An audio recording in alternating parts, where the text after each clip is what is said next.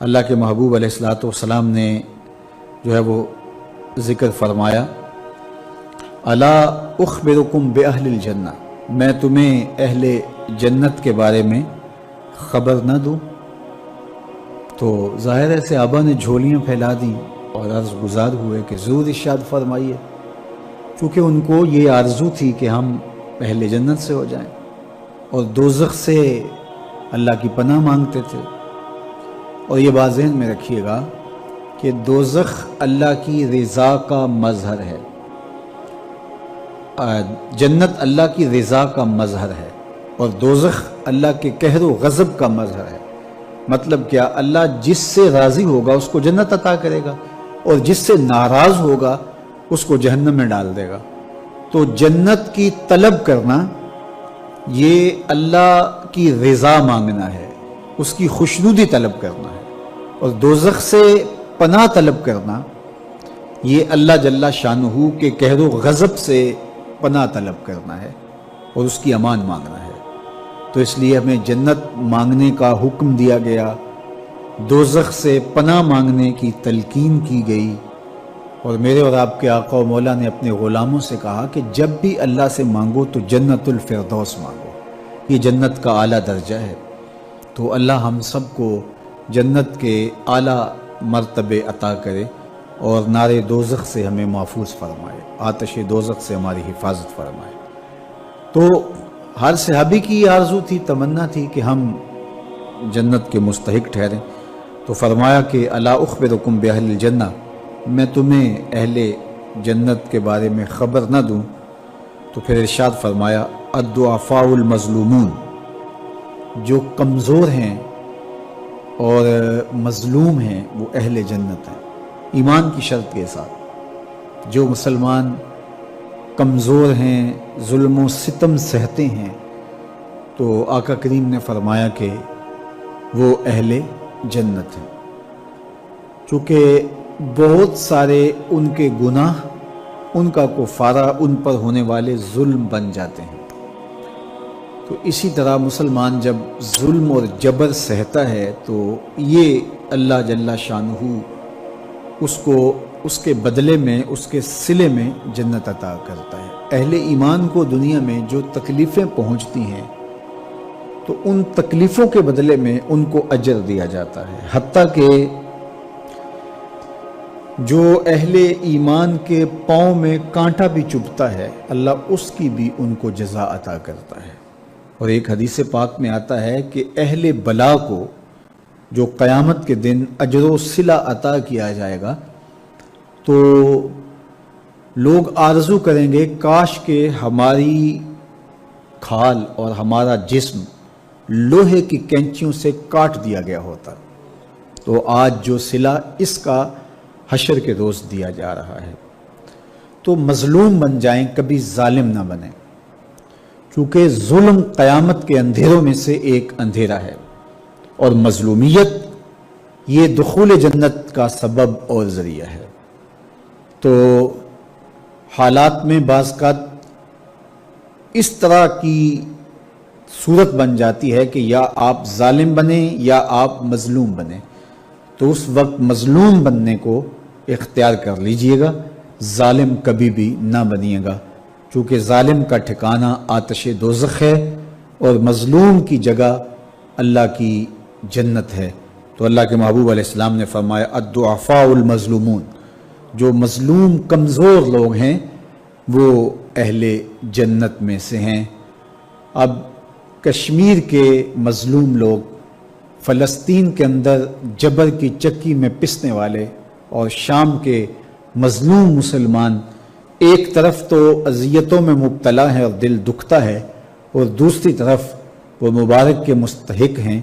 کہ انہیں اس ظلم کے صلے میں اللہ جنت کی نعمتیں عطا فرمائے گا اور اپنی کرم نوازیوں سے ان کو نوازے گا۔ تو میرے اور آپ کے آقا مولا نے ارشاد فرمایا کہ ایک تو ضعیف جو مظلوم ہیں، پھر ارشاد فرمایا الا انبئکم باہل النار، میں تمہیں اہل نار کے بارے میں، دوزخیوں اور جہنمیوں کے بارے میں خبر نہ دوں؟ تو پھر خود ارشاد فرمایا کل جازری، ہر شخص جو اترا کر چلتا ہے، سرکش ہے، اور عقول اور شروب لکھا ہے اس کی شرح کے اندر، جازری کی تشریح کے اندر، ہر وقت کھاتا پیتا رہتا ہے، اس کی زندگی کا مقصد ہی جو ہے وہ نفس کی خواہشات کی تکمیل ہے، کھانا پینا اور شہوات کی تکمیل، تو وہ دنیا کے اوپر چلتا پھرتا ایک درندہ اور حیوان ہے۔ انسانی قدریں کیا ہے اور زندگی گزارنے کا ڈھب اور سلیقہ کیا ہونا چاہیے اس کو اس کی پرواہ نہیں، بلکہ وہ متکبر، سرکش اور ہر وقت جو ہے وہ عیش و عشرت کی زندگی بسر کرنے والا جازری۔ تو کہا کہ یہ اہل دوزخ سے ہے۔ پھر فرمایا الا اخبرکم بخیارکم، میں تمہیں خبر نہ دوں جو تم میں سب سے زیادہ بہتر ہیں۔ تو پھر جھولیاں پھیل گئیں، تو فرمایا کہ بخیارکم محاسنکم اخلاقا، فرمایا کہ تم میں سے سب سے اچھے وہ ہیں کہ جو اچھے اخلاق کے حامل ہیں، جن کا خلق اچھا ہے، جن کے رویے خوبصورت ہیں، لوگوں سے جو اچھے انداز سے بات کرتے ہیں، اچھے انداز سے پیش آتے ہیں، اور ان کا طرز زندگی خوبصورت ہے۔ تو اچھے اخلاق کا حامل ہونا یہ اچھے ہونے کا ثبوت اور دلیل ہے۔ اور پھر آقا کریم علیہ السلام نے فرمایا الا انبئکم بشرارکم، میں تم میں سے جو شریر ترین لوگ ہیں ان کی خبر دوں، السرسارون المتشدقون المتفہقون، تین چیزیں حضور نے ارشاد فرمائی، سرسارون اور متشدقون۔ سرسارون ان کو کہتے ہیں کہ جو اپنی گفتگو کو کسی مجلس میں جب جائیں تو اس قدر وہ مجلس میں گفتگو کرنے لگ جاتے ہیں کہ کسی اور کو موقع ہی نہیں دیتے، اور یہ وجہ تکبر ہوتا ہے۔ کچھ لوگ تو ایسے ہوتے ہیں کہ بیچارے اپنی بات پوری کرنا چاہیں تو ان کی بات پوری ہو نہیں پاتی، ان سے بات سمٹی نہیں جاتی، یہ ایک ان کی کمزوری ہوتی ہے۔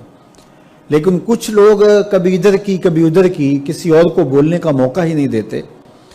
تو وہ ہمیشہ بولتے رہتے ہیں، اور یہ تکبر کی وجہ سے جس طرح اپنے آپ کو عقل کل سمجھتے ہیں، اور ایسے لوگ آپ معاشرے میں دیکھتے ہیں۔ علماء نے کہا کہ اس سے وہ لوگ خارج ہیں کہ جن کو خاص طور پہ مدعو کیا گیا ہو کسی موضوع پہ بات کرنے کے لیے، اور سارے لوگ خاموش بیٹھ کے سنیں اور وہ بات کریں۔ تو کسی سے بوڑھا بزرگ تھا، کوئی دانشور تھا، اسی طرح علماء کو بلایا جاتا ہے تو ان کو کہا جاتا ہے ہمیں کوئی نصیحت کیجئے، تو وہ بات کرتے ہیں تو لوگ از خود ان کو سننے کے لیے آمادہ ہوتے ہیں اور تیار ہو کے بیٹھے ہوتے ہیں، تو وہ آدھا گھنٹہ پونا گھنٹہ وہی بولتے رہتے ہیں۔ تو کہا اس میں وہ شامل نہیں ہیں، یہ وہ لوگ ہیں کہ جب مجلس ہو رہی ہو تو سب لوگوں کو برابر بولنے کا حق ہوتا ہے، اور کچھ لوگ تکبر کی وجہ سے بولتے ہی رہتے ہیں، اور وہ سمجھتے ہیں کہ بس مجھے ہی حق ہے بولنے کا، اور وہ کسی کو موقع نہیں دیتے، اور کوئی بولے تو پھر اس کی بات کاٹ کے بولنے لگ جاتے ہیں۔ اور اسی طرح جو ہے جب بولتے ہیں جو ہے وہ ان کا ایک وصف یہ بتایا گیا کہ المتشدقون المتفہقون، کہ وہ باتوں کو جو ہے وہ زبان کو منہ میں پھیر پھیر کے، ایک روایت میں آتا ہے جس طرح وہ گائے زبان منہ میں پھیرتی ہے، اس طرح وہ منہ میں زبان پھیر پھیر کے، لفظ تراش تراش کے، اور منہ کو ٹیڑھا ٹیڑھا کر کے بات کرتے ہیں، اور وہ مشکل سے مشکل لفظ بول کے، غریب سے غریب الفاظ، اجنبی الفاظ بول کر کے، اور اصطلاحات بول کر کے لوگوں پر اپنے علم کا، اپنی بلاغت کا روب جمانے کے چکر میں لگے رہتے ہیں۔ تو مقصود گفتگو سے معافی ضمیر کا اظہار ہے، کسی تک اپنی بات پہنچانا ہے۔ اگر کوئی شخص نکھری اور ستھری ہوئی زبان کا حامل ہو، وہ الگ بات ہے، ظاہر ہے وہ بولے گا تو اس کی گفتگو ہی خوبصورت ہوگی، اس میں اس کو تکلف نہیں کرنا پڑے گا، خود بخود الفاظ، تراکیب اس کے پیچھے بھاگتی رہیں گی اور وہ خوبصورت کلام کرنے کا عادی ہے اور وہ کرتا رہے گا، وہ تو ایک امر آخر ہے۔ لیکن یہاں وہ لوگ مراد ہیں کہ جو خام خواہ کا تکلف کرتے ہیں اور زبان کو بل دے دے کے اور منہ بگاڑ بگاڑ کے مشکل لفظ بول کے اصطلاحات بول کے لوگوں پر اپنے علم کا روب جمانے کے لیے کہ میں بڑا بلیغ ہوں اور بڑا فصیح ہوں،